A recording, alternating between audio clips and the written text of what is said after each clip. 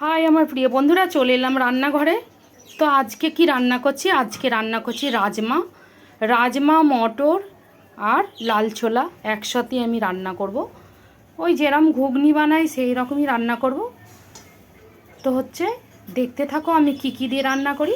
তো এই যে দেখিয়ে দিলাম, আমি পেঁয়াজটা কুচি করে নেব, ছোট্ট ছোট্ট করে কেটে নেব। আর এখানে কাঁচা লঙ্কা কেটে নেব, টমেটো, ধনেপাতা সেগুলোকেও কেটে নেব। আর মশলায় থাকছে আদা রসুন কাঁচা লঙ্কা বাটা, তেজপাতা, গোটা গরম মশলা, শুকনো লঙ্কা, সাদা জিরে ফোড়নে। আর রান্নাটা আমি সর্ষের তেলে করব। আর নুন মিষ্টি হলুদ তো দেবই বন্ধুরা, আর হলুদ গুঁড়োও দেব। আর আমি একটা মশলা দেব, সেই মশলাটা দেব ভাজা মশলা, সেটাই আছে জিরে, ধনে, গোলমরিচ, শুকনো লঙ্কা আর গরম মশলা আমি ভেজে গুঁড়ো করে রেখেছি, সেটা দেব, দিয়ে নামিয়ে নেব।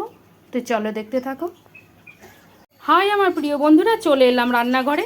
তো আজকে আমি রান্না করছি রাজমা মটর লাল ছোলা। তো আমি এটা একটা রাত্রি, পুরো রাত্রি আমি ভিজিয়ে রেখেছিলাম। দিয়ে দেখো আমি প্রেসারের সিটিতে বসিয়ে দিয়েছি।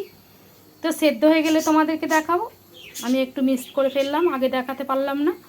তো এটা বানাতে আমার কি লাগছে দেখো। এখানে আছে পেঁয়াজ, কাঁচা লঙ্কা, ধনে পাতা, টমেটো, দিয়ে দেবো হলুদ গুঁড়ো, আর দিয়ে দেবো নুন পরিমাণ মতন, মিষ্টি দিয়ে দেবো, আর দিয়ে দেবো আদা রসুন কাঁচা লঙ্কা পেস্ট, আর দিয়ে দেবো কাশ্মীরি লঙ্কার গুঁড়ো, আর দিয়ে দেবো একটা মশলা। সেই মশলাটা আমি একটু ভেজে নিয়েছি।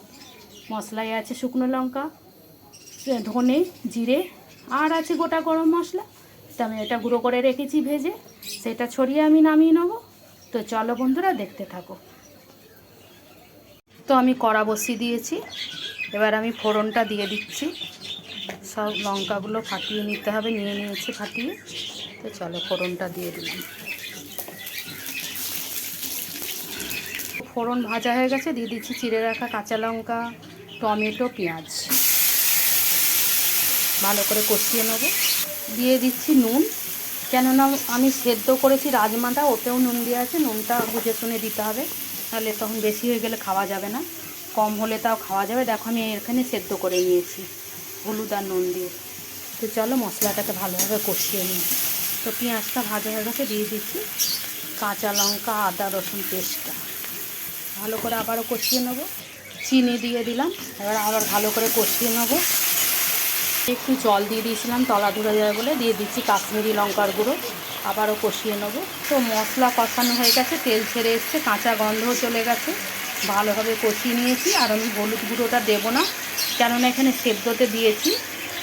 তো এবার সেদ্ধটা চলো দিয়ে দিলাম। এবার আমি আলুগুলো এরকম গোটা গোটা রাখবো না, আলুটা আমি খুন্তির সাহায্যে মিশিয়ে দেবো, একেবারে মানে মেখে দেবো। তবে এটা দেখতেও ভালো লাগবে আর খেতেও ভালো লাগবে। তো এই যে আমার দেখো রাজমাটা হয়ে এসছে, আর একটু বাকি আছে। আমি দিয়ে দেবো ধনে পাতাটা, আমি আগে ভাজা মশলাটা দিয়ে দেবো।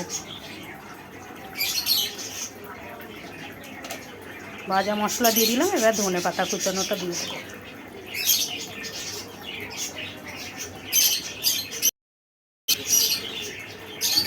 দিয়ে দিলাম। আর একটা জিনিস, এই যে আমি দেখো ডিমের কারি করব ভেবেছিলাম। তো আমি ডিমের কারি আর আলাদাভাবে করছি না, আমি ডিমগুলো ভেজে এর মধ্যেই দিয়ে দিচ্ছি। এইটা হচ্ছে অপশনাল, হয়তো বন্ধুরা ভাববে যে ভিউ বাড়ানোর জন্য এসব ডিম রাজমা করছে, সেটা নয়। এটা আমি জাস্ট দিয়ে দিলাম, আমার জন্য সুবিধের জন্য আমি এটা দিয়ে দিলাম। তো চলো বন্ধুরা, তো আর নামাচ্ছি না, এক হাতে এতটা বড় কড়াই আমি নামাতে পারবো না।